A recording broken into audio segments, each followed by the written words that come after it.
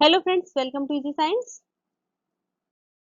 Study class 10 physics NCERT chapter number 10 light reflection and refraction part 2. जो topics हम इस chapter में cover करेंगे वो ये सभी हैं। जो टॉपिक्स हम आज पढ़ेंगे वो हैं optically rarer medium and optically denser medium, refraction of light through glass slab and lateral displacement. तो चलिए शुरुआत करते हैं। Optically rarer medium and optically denser medium. तो सबसे पहले ये है कि मीडियम होता क्या है। Any transparent substance through which light travels is known as medium. कोई भी transparent substance जिसके थ्रू लाइट ट्रेवल कर सकती है उसे हम बोलते हैं मीडियम। अब यहाँ पे इन्हें दो मीडियम में डिवाइड किया हुआ है, optically rarer medium and optically denser medium. तो ऑप्टिकली वर्ड इसलिए यूज किया गया है क्योंकि लाइट के लिए यूज किया जा रहा है। तो सबसे पहले बात करते हैं ऑप्टिकली रेयरर मीडियम की। A medium in which speed of light is more is called optically rarer medium. कोई भी मीडियम जिसमें लाइट की स्पीड ज्यादा होगी, जब हम कंपैरिजन कर रहे होंगे तो उसे हम बोलते हैं optically rarer medium. Rarer medium में क्या होता है कि वहां पर जो पार्टिकल्स होते हैं वो काफी दूर होते हैं, इसकी वजह से वहां ट्रैफिक कम होता है और लाइट इजीली ट्रेवल कर पाती है, इसकी वजह से लाइट की स्पीड ज्यादा हो जाती है। और ऑप्टिकली डेंसर मीडियम के केस में क्या होता है कि वहां पे speed of light is less, light की स्पीड कम होती है क्योंकि वो डेंस एरिया होता है। डेंस एरिया मीन्स पार्टिकल्स काफी क्लोज होते हैं, ट्रैफिक ज्यादा होता है, इसलिए लाइट वहां से जल्दी से ट्रेवल नहीं कर पाती है, इसलिए वहां उसकी स्पीड कम हो जाती है और उसे हम बोलते हैं ऑप्टिकली डेंसर मीडियम। इसे एक एग्जांपल से देख लेते हैं।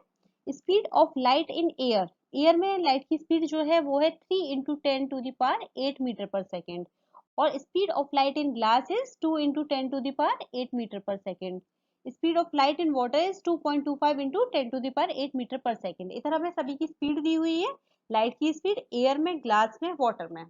तो ऑप्टिकली रेयरर मीडियम की बात करें तो इन तीनों में जब हम देखेंगे तो जिसकी स्पीड सबसे कम सबसे ज्यादा होगी वो होगा हमारा ऑप्टिकली रेयरर मीडियम। तो सबसे ज्यादा स्पीड किसकी है? एयर की, क्योंकि वहां पे स्पेस ज्यादा है इसलिए लाइट तेजी से ट्रेवल कर पा रही है। तो सबसे तेज वो किस में ट्रेवल कर रही है इन तीनों में जब हम देखेंगे तो एयर में। तो एयर हो गया हमारा ऑप्टिकली रेयरर मीडियम।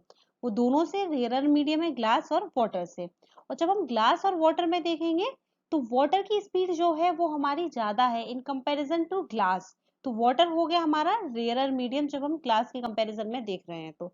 और डेंसर मीडियम की जब बात की जाती है तो डेंसर मींस वहां पे एरिया डेंस है, ट्रैफिक ज्यादा है, लाइट धीरे से ट्रेवल कर पा रही है, स्पीड तेज नहीं है उसकी। तो ऐसे केस में जिसमें सबसे कम स्पीड होगी जिसकी, वो हमारा ऑप्टिकली डेंसर मीडियम होगा। तो इन तीनों में जब देखते हैं तो ग्लास हमारा ऑप्टिकली डेंसर मीडियम है एयर से और वाटर से।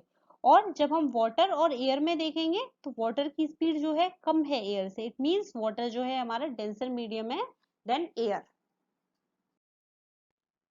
When refraction takes place, refraction कब होता है? हमने लास्ट वीडियो में देखा था कि रिफ्रैक्शन होता है जब स्पीड चेंज होती है। और स्पीड कब चेंज होती है?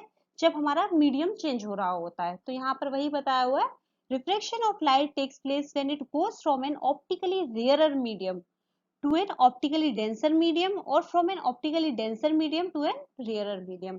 जब भी लाइट रेयरर मीडियम से डेंसर मीडियम में जाएगी या डेंसर मीडियम से रेयरर मीडियम में जाएगी तो वहां पर रिफ्रैक्शन होगा, क्योंकि जब मीडियम चेंज होता है तो वहां पर स्पीड भी चेंज हो रही होती है। अब यहाँ पर रेयरर मीडियम है और डेंसर मीडियम है तो मीन्स स्पीड वहां चेंज हो ही रही है।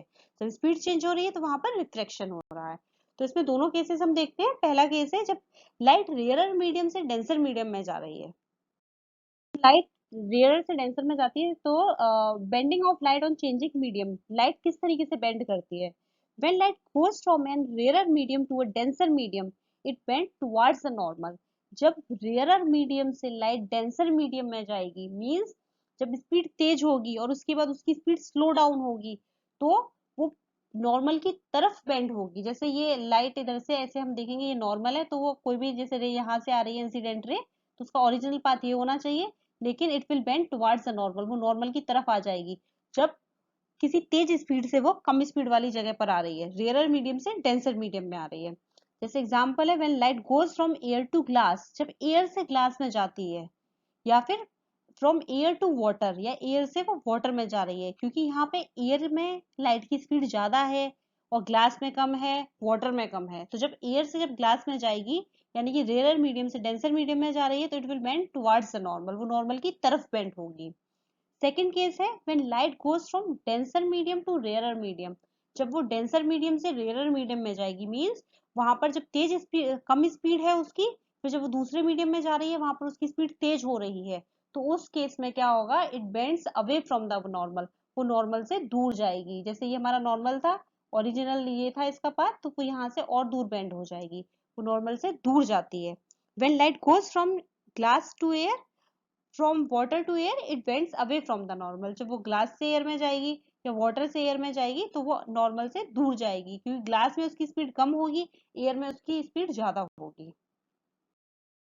यहाँ पर देखिए दिखाया हुआ है रे डायग्राम से, यहाँ एयर, एयर के बाद में वाटर में जा रही है, वाटर से फिर वापस एयर में जा रही है, तो एयर हो गया हमारा कौन सा है, रेयरर मीडियम, क्योंकि यहाँ पर फ्री स्पेस ज्यादा होगा, ट्रैफिक कम है। वाटर हो गया हमारा डेंसर मीडियम, और एयर वापस हमारा रेयरर मीडियम।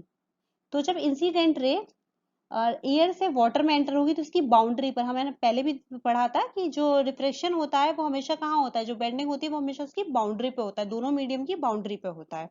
तो जिसका ओरिजिनल पाथ था वो था ये, लेकिन जब रेयरर मीडियम से डेंसर मीडियम में जाते हैं तो it will bend towards the normal, तो वो नॉर्मल की तरफ आ गई। और वहीं पर जब वो वाटर से एयर में जा रही है, तो इसका ओरिजिनल पाथ ये होना चाहिए था, लेकिन वो नॉर्मल से दूर गई है यहाँ पर। तो ये होता है जब रेयर से डेंसर में जाते हैं, डेंसर से रेयरर में जाते हैं। Refraction of light through a glass slab. Refraction कैसे होता है, जब एक ग्लास स्लैब से होता है। Path of ray of light when it passes from air into glass slab and again into air. एक रे का हमें पाथ बताया हुआ है इसमें, कि रे किस तरीके से पहले ग्लास स्लैब में एंटर होती है एयर से, फिर वापस जब वो एयर में निकलती है तो उसका ओरिजिनल पाथ क्या होता है, और जो उसका बाद में जो रे निकलती है उसका पाथ क्या होता है। तो चलिए इसे देखते हैं हम। तो यहाँ पर ये ए ओ एक इंसिडेंट रे है, ये हमारी एक इंसिडेंट रे है।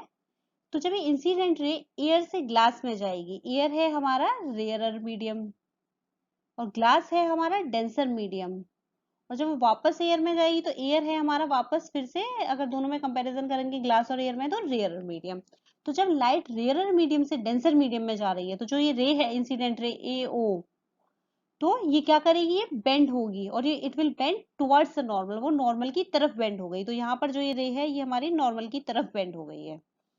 तो जब ये एयर से ग्लास में आई है, अब उसके बाद क्या होगा, वो वापस ग्लास से जब एयर में एंटर होगी, तो ये हमारा, ये हमारी नॉर्मल है, और जिसका ओरिजिनल पाथ होना चाहिए था वो होना चाहिए था ये।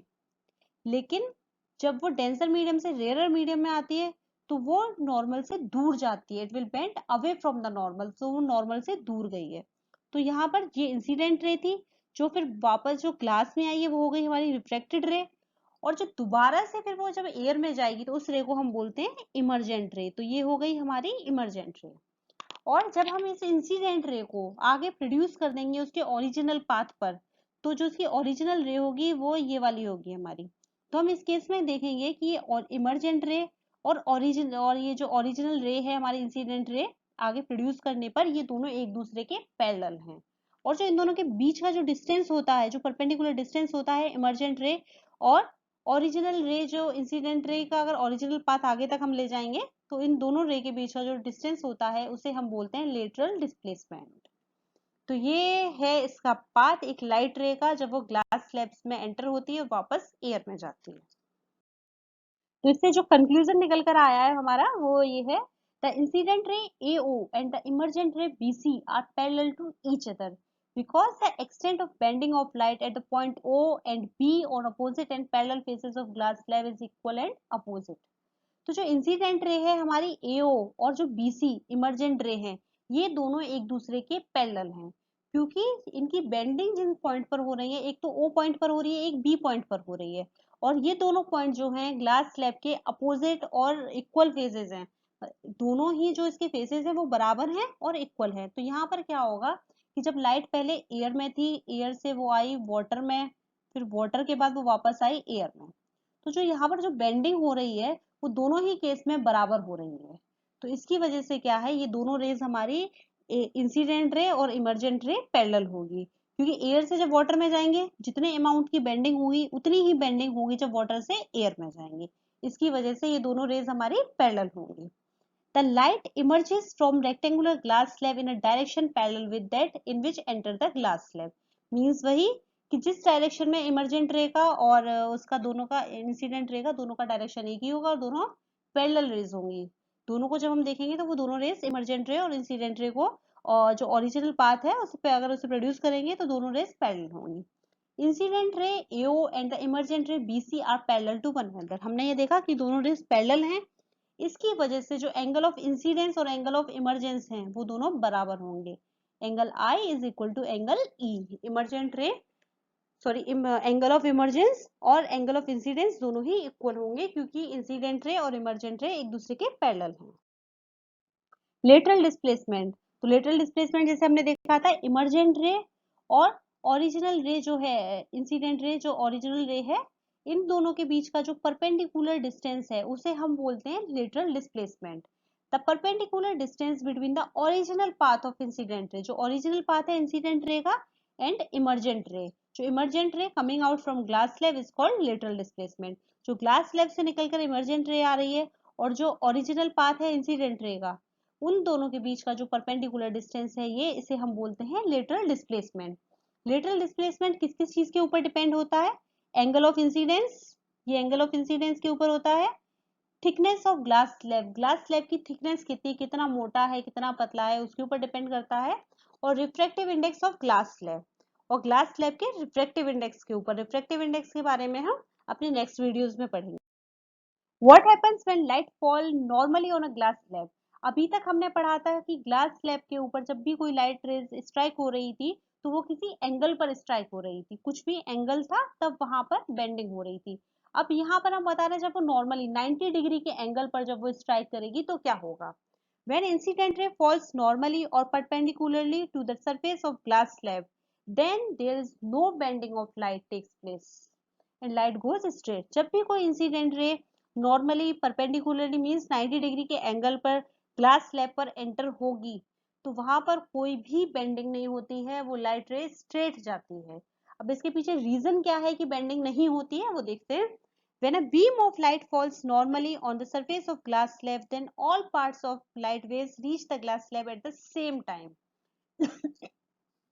जब भी लाइट की बीम नॉर्मली ग्लास स्लैब के फेस पर एंटर होती है तो जो लाइट वेव्स के जितने भी जितने भी उसकी वेव्स हैं लाइट वेव्स की, वो सभी सारी ही वेव्स एक साथ एंटर होती हैं। ऐसा नहीं होता है कि कोई पहले आ रही है कोई बाद में आ रही है। जैसे ऑब्लिकली केस में हमने देखा था कि किसी एंगल पर जब वो एंटर होती है तो वहां पर क्या होता है कि जो वेव्स होती हैं उसका कुछ पार्ट पहले एंटर हो जाता है, उनकी स्पीड स्लो डाउन हो जाती है, कुछ पार्ट बाद में होता है उसकी स्पीड थोड़ी देर में स्लो डाउन होती है, इसकी वजह से वहां बेंडिंग होती है। यहाँ पर क्या हो रहा है लाइट वेव्स जो हैं एक साथ ही एंटर हो रही है, reach the glass slab at the same time, enter the glass slab at the same time and therefore get slowed down at the same time। एक साथ एंटर हो रही हैं, स्पीड भी एक साथ स्लो हो रही है, इसकी वजह से क्या होगा उनका डायरेक्शन चेंज नहीं होगा। तो जब 90 डिग्री के एंगल पर लाइट रे आएगी ग्लास स्लैब के अंदर तो वहां पर कोई भी बेंडिंग नहीं होगी। जैसे यहाँ ये एयर ग्लास स्लैब एयर, तो यहाँ पर 90 डिग्री का एंगल है जब हम पर वो एंटर हो रही है तो 90 डिग्री के एंगल से एंटर होगी तो वो हमेशा स्ट्रेट पाथ होगा उसका, वो बेंडिंग नहीं होगी वहां पर। और जो टॉपिक्स हम पार्ट 3 में पढ़ेंगे इसके वो है रिफ्रेक्शन के क्या क्या इफेक्ट्स होते हैं। जैसे कि कोई भी अगर स्टिक वाटर में अगर अंदर होती है तो वो बेंड दिखाई देती है, और कोई भी ऑब्जेक्ट अगर वाटर के अंदर होगा तो हमें थोड़ा रेज्ड दिखाई देगा। जो स्विमिंग पूल है उसकी डेप्थ कम लगती है। तो ये सारी चीजें हम पढ़ेंगे अपने पार्ट 3 में। Thank you for watching this video.